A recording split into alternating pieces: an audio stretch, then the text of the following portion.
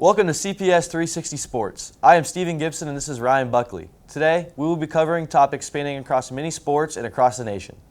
Today should be a very special episode as we will be bringing up the most relevant news in the world of sports.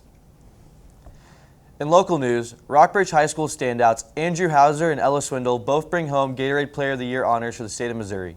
Andrew was awarded after his record-breaking sophomore season in cross country, while Ella was awarded after leading Rockbridge to their first Final Four in school history in volleyball. Congratulations, Andrew and Ella. Arizona State quarterback Jaden Daniels has entered the transfer portal and has marked Mizzou as one of his top schools. There have been rumors that he had committed to Mizzou on Twitter, but he has denied those claims. He led Arizona State to an 8-5 record last season and could be a great player for Mizzou. If Jaden Daniels does decide to come to Mizzou, he will have to fight for the starting spot against freshman Sam Horn. We will now pass it down to Carter DeVore and his story over Team Fougere and their undefeated CYBA career. The Columbia Youth Basketball Association, also known as CYBA, has been home to Columbia's rec basketball for many years. There have been many teams that have played in this league, but none quite as special as Sarah Fougere Catering, who pulled off the incredible feat of going undefeated 3 years in a row. Every team has its stars. For this particular team, it's Nate Dent. It just means the guys trust me. I can play with the ball in my hands. I don't have to score, but it's not easy being the cheesiest. 20 a game is some slight, but I like to say that I do other things for this team, getting my teammates the ball. So it's a big deal. Peyton speaks on what it means to him to be undefeated for 3 straight seasons. What up, it's Peyton Messer, 3-time undefeated CYBA champ, Sarah Fougere Catering. It means the world to be undefeated for 3 years. It really shows how much hard work we've put into the CYBA. A lot of people think it's just a rec league, but to us it's more than a rec league. Most of us played basketball and we never really wanted to give it up. And it's just been a competitive league for us to enjoy and thrive in the past couple of years. All great teams face adversity. Peyton recalls the close games they experienced throughout their impressive span. There has been some competition. It hasn't just been straight blowouts for our undefeated 3 years. This year we had a couple close games. One being we scored with 2 seconds left to go up by 1. It was a pretty close game. And then our last game of the year, we were down by 11 at halftime and we came back and won. A pretty special moment for us. The name Sarah Fougere Catering holds a special place in Luke Fougere's heart. He speaks on what it means to wear his mom's name across the front of his jersey every week. It's just every Saturday morning I get to go out and play for Sarah Fougere Catering, knowing that I'm gonna give it my all every minute I'm on that Armory hardwood, and just knowing that I got her right on my chest when I'm playing is really important to me. Sarah Fougere Catering did the unthinkable and went 3 years straight without losing a single game. No one in the history of Columbia Youth Basketball Association has ever accomplished this. They are in the record books. In high school news, wrestler Carter McAllister wins state championship for the 2nd straight year. After his freshman year was canceled, he goes on to win his sophomore and junior year. Carter plans to attend Mizzou after his senior year to continue to wrestle in his hometown. Carter was undefeated during the 2022 season and is ranked one of the top 15 wrestlers in the nation. In high school sports, Rockbridge standout Nate Norris has committed to the University of Missouri program for football. Nate finished his senior season with 81 tackles, 2 sacks, 9 tackles for loss, along with 2 interceptions. Nate will join his brother Will Norris in the fall on Faroe Field in the center of Columbia. Next up, we have Jack Becking and the highlights over the Hickman vs. Jefferson City girls basketball games. First, we're starting out with the JV Hickman Cubies versus the JV Jefferson City Jays. Hickman would struggle in this game as the Jefferson City Jays' stifling defense would continue to prove difficulty for the Cubies.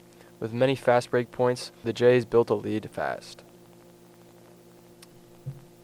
However, with some good defensive stops, the Cubies could come back and try to keep this game in check.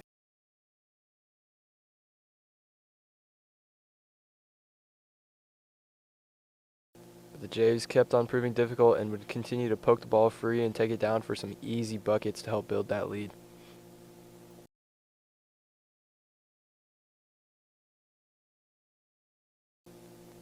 Along with some great passing to the inside and be able to score some good paint buckets, the Jays would continue to build on that lead.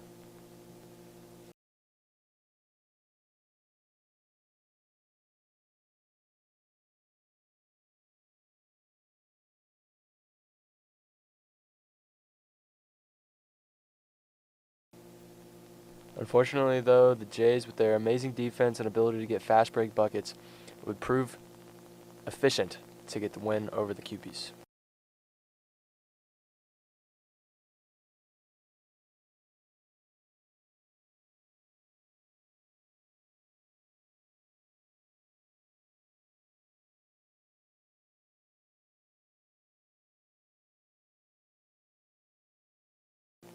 Now the Hickman Cupies varsity team versus the Jefferson City Jays varsity team is up. This was a highly anticipated game as it was the last game of the regular season.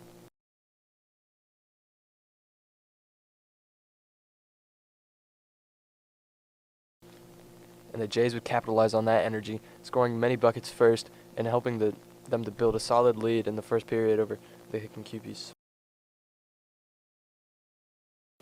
Some great passing ability and the help support from their fans, they would help build momentum to take the lead over the Cupies in the first period. The Cupies would try to contain this offensive attack with some great defensive outings and a solid charge to help bring themselves back in this game.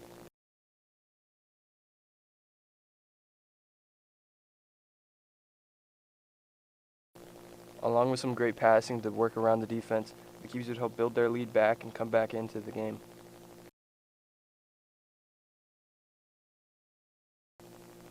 This would prove difficult, although, as the Jefferson City Jays would continue to rain on the threes and good fast-paced basketball and win the game over the Hickman Cupies.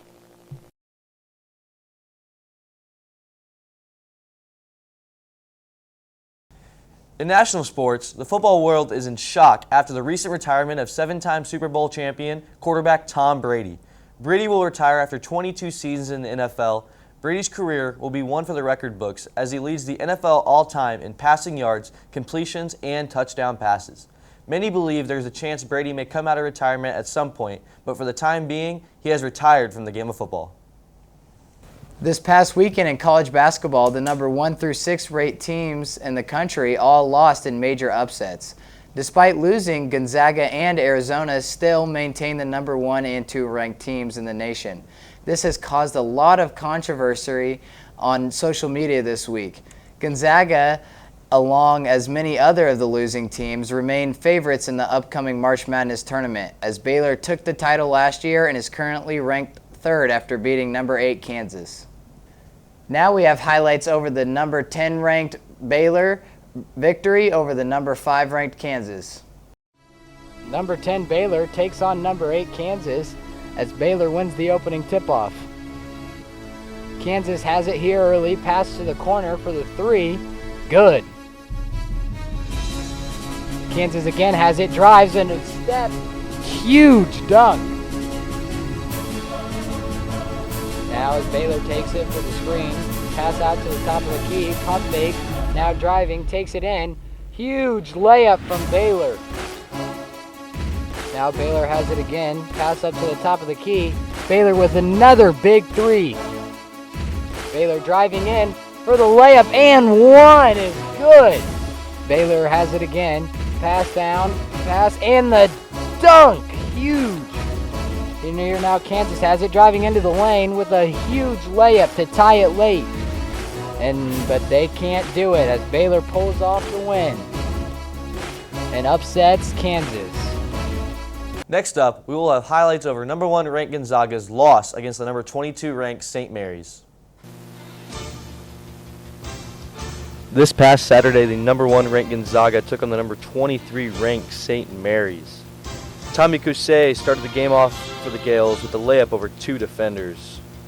Gonzaga's star freshman Chet Holmgren turns the ball over, and Alex Dukas makes the layup after the dish from Logan Johnson of the Gales.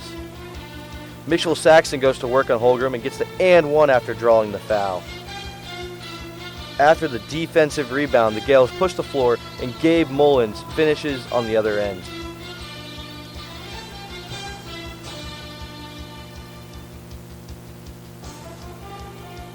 Saxon comes down with a huge block for the Gales on the defensive side of the ball. Holgram catches the lob from Timmy and slams it home. Johnson gets the handoff and slams one down in the paint over Gonzaga defenders. Gonzaga is trying to start the comeback, and Strother makes the three to bring this game within 10. After the missed layup, Tass stops New Bredhard in the transition and comes up with the monster block on the defensive side of the ball. St. Mary's pulls off the upset and hand Gonzaga their third loss of the season after all of the fans rush the court. With March Madness beginning, we will pass it over to Shay Maloney and his special feature on bracketology. Hello and welcome to Shame-O-tology 2022. March Madness is finally here. I am pumped, and today we'll be going over my 5 potential champions. I will guarantee you one of these 5 teams wins the Natty this year, and if they don't, then the NCAA is officially rigged and corrupt. We're going to be ranking these 5 teams, and coming in at number 5, I've got the Houston Cougars. They have experience. They have 4 senior starters that have been there, done that. And to go along with that, they have a suffocating defense. Teams just do not shoot well against them. Coming in at number 4, 4-seed UCLA. Their star players, Johnny Juzang and Jaime Jaquez, they've been there. Last year's Final Four run was crazy. They got beat by Gonzaga on that crazy shot by Suggs. And they've got a crazy size advantage. I like UCLA this year. Watch out for them at the 4-seed. Number 3, we got Tennessee as a 3-seed. I could not believe Tennessee was put as a 3-seed by the committee after winning the SEC championship. I think that's a little disrespectful. They can win this thing, and it's because of their 3-and-D. 3-and-D teams historically do very well in the tournament. Tennessee shoots a lot of threes, and they make them. And if they don't make them, then it's fine because they have a crazy good defense that forces tons of turnovers. Watch out for Tennessee this year. Number 2, we got Arizona at the 1-seed. They might be the most consistent team in college basketball this year. They share the ball. Their assist numbers are crazy. Just like UCLA, they have a lot of size. And they've proven themselves. They just beat UCLA in the Pac-12 championship. They've only lost a handful of games all year. The Wildcats are good this year under new first-year coach. Gonzaga is my number 1 team. They're probably going to win this thing. I have my primary bracket with the Bulldogs winning. They're the best offensive team in the nation, as they usually are. They've lost more games than they usually do, even though they've only lost like 3 games. They have faced more adversity than usual this year. And the narrative is right for them. They were probably supposed to win it last year. And they got beat by Baylor. They got shocked by Baylor in the championship. The narrative is right for them for a comeback win this season. Now let's go into some notable teams that I don't think will win. Don't have these guys winning your tournament. It's not going to happen. Start with Kansas, Villanova, Duke, Kentucky, and Purdue.